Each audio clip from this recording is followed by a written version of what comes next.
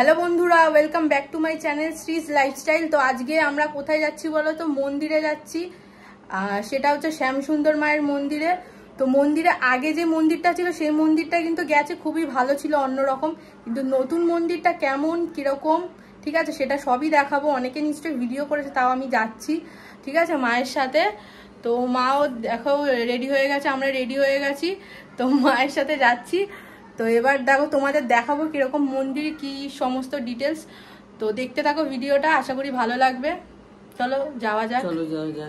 তো বন্ধুরা দেখো আমরা বেরিয়ে পড়েছি, আর তখন ওয়েদারটাও একটু খারাপ ছিল বিকেলবেলার দিকে। তো দেখো এটা অভিষিক্তা, তো অভিষিক্তা থেকেই আমরা যাব, কারণ আমাদের বাড়ির কাছে পড়ছে মায়ের মন্দিরটা। তো আমরা রিক্সা নিয়ে নিয়েছি, তো রিক্সা করেই যাব। তো যারা যারা অভিষিক্তা হয়ে আসবে তারা তো যে কাউকে জিজ্ঞেস করবে যে RN টেগর হসপিটাল কোথায়। সেখানে আসলে কিন্তু হসপিটালের পুরো ব্যাক সাইডেই কিন্তু আছে মন্দির, আর মন্দিরের সামনেই কিন্তু ফুল টুল সবই পেয়ে যাবে। আর এখানটা দেখতেই পাচ্ছ মন্দিরটা 3 তলা, নিচেই আছে মন্দির। আর আসলেই কিন্তু বুঝতে পারবে, সবাই জুতো খুলে ভেতরে যেতে হবে। তো সেটাই দেখছিলাম কোন দিক দিয়ে যেতে হবে। তো খুবই সুন্দর লাগছে যে মায়ের মন্দিরে এতদিনে ইচ্ছে যে নতুন মন্দিরে আসবো চলে এসেছি। চলে আসার পরে কিন্তু দেখো প্রথমেই কিন্তু দর্শন করে নিলাম। দেখতেই পাচ্ছে এখানে কিন্তু নরসিংহ ঠাকুর আছে, খুবই সুন্দর।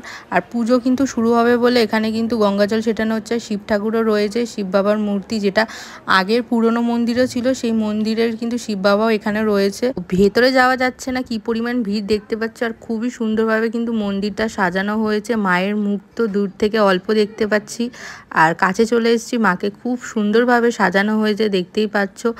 সামনেই কিন্তু একটি বিশেষ দিন রয়েছে, 30শে এপ্রিল, অক্ষয় তৃতীয়া। মায়ের মন্দিরে কিন্তু অক্ষয় পাত্র উৎসব হিসেবে পালিত হবে। তো তোমরা যারা যারা এই বিশেষ দিনটায় যেতে চাও মায়ের দর্শন করতে, চলে যেও। মায়ের দর্শনে কিন্তু সব ধরনের মনের বাঞ্ছা মনো ইচ্ছা সব পূর্ণ হয়।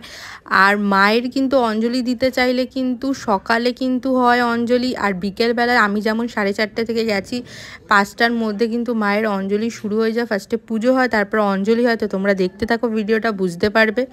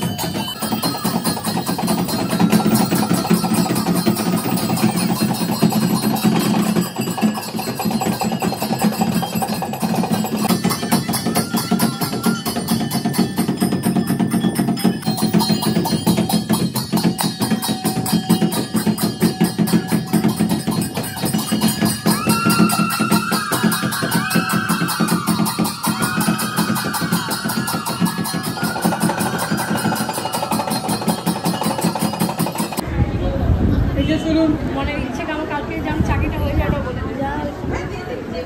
এখন ভিড় হয়ে গেছে। এখন ফাঁক করে দেবেন ওই স্পেশাল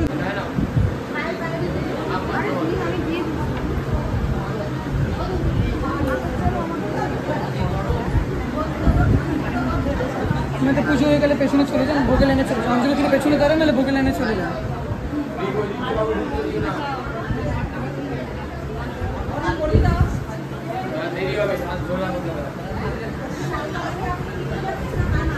ওই এই মন্দিরে সবই ঠিক আছে, একটুখানি বাড়াবাড়ি লাগলো, কারণ কেউ কিন্তু অত ভিড়ে কিছু করছিল না, মোটামুটি ঠিকই ছিল একজনের জন্য, যারা একটু বেশি সামনে এসে সরে যান বলছিল, তার জন্য আমার ফোনটা পড়ে গেল। যাই হোক, ঠাকুরের কৃপায় কিছু হয়নি। তো তারপর দেখো বাইরে কিন্তু যে জায়গাটা নরসিংহ ঠাকুর আর শিব ঠাকুর ছিল, সেখানটা কিন্তু ভোগের ব্যবস্থা করা হয়েছে। এখানে কিন্তু ফ্রিতে বিনামূল্যে ঠাকুরের ভোগ দেওয়া হচ্ছিল, আর ভোগের টেস্ট কিন্তু খুবই, মানে কি বলবো, ঠাকুরের ভোগের টেস্ট তোমরা তো জানোই, লাইন দিতে হবে একের পর এক, সবাই কিন্তু ভোগ নিচ্ছিল। চাইলে বাড়ি থেকে কন্টেনার নিয়ে আসতে পারো, কন্টেনার নিয়ে যেতে পারো, দাঁড়িয়ে বাইরে খেতে হবে ঠাকুরের ভোগ। অনেকটা লাইন ছিল, লাইন দিয়ে আমরা ঠাকুরের ভোগ নিলাম। তো মন্দিরে সব কিছুই ঠিক আছে, কিন্তু মন্দিরে সবই ঠিক আছে, শুধু একজনের ব্যবহারটা ঠিক লাগে। কেন আরেকের মন্দিরে আমি গেছি, সেখানে কিন্তু কেউ এরকম ধাক্কাধাক্কি করতো না যে এতক্ষণ দর্শন করছো কেন, এত ভিড় হয়ে গেছে। আগের মন্দিরে এর চেয়ে বেশি ভিড় হতো, সেখানে এরকম ধাক্কাধাক্কি করে কেউ সরাতো না।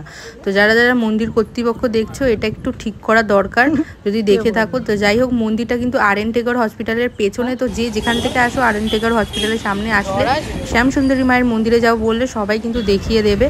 আর ভিডিওটা কেমন লাগলো জানিও, ভালো লাগলে সাবস্ক্রাইব করো। দেখা হচ্ছে একটা নতুন ভিডিওতে।